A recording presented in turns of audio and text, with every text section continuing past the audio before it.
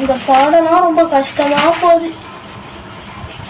இப்படியாச்சும் படிச்சு முன்னேறணும். அதை விட்டுட்டு கேம்லாம் ஆடக்கூடாது. ஹாய் நயனன், எப்படி இருக்க? நல்லா இருக்கியா? ஹே கிஷி, ஆமாடா, உன்கிட்ட கேட்கணும்னு நினைச்சிருந்தேன். நல்லா தான் இருக்கேன். அதுவும் நாளைக்கு உடையாளங்கர போட்டிக்கு நீ என்ன செய்யலான்னு இருக்க?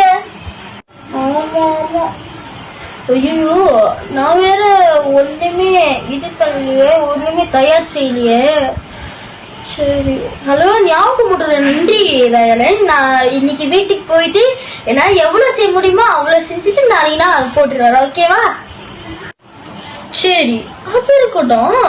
நீ சரோ ஐயே சொன்னாங்களே, இதோ இந்த மாரி நம்ம வீட்டு முன்னுக்கு வந்து நம்ம தேசிய கொடியான ஜாலோர்க மிலாங்க ஏற்றி காணொலி எடுத்து அனுப்பணும்னு நீ செஞ்சிட்டியா?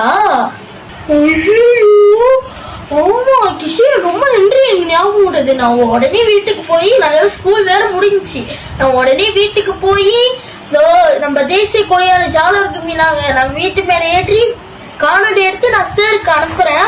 சரி, நன்றி. பாய் பாய், போயிட்டு வா.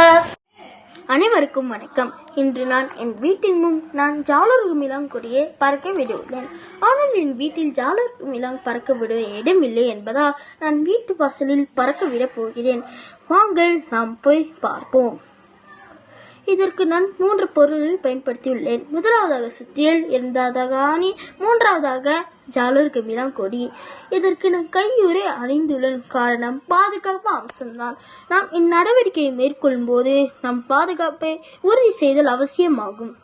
முதலாவதாக நான் சுத்தியலை கொண்டு ஆணி அடித்துக் கொண்டேன். பிறகு நான் ஜாலோர்க மிலாங் கொடியை அந்த ஆணியின் மீன் இறுக்கமாக கட்டினேன். அவ்வளவுதான். என் வாசலில் நான் ஜாலோர்க மிலாங் கொடி தொங்க விட்டு விட்டேன்.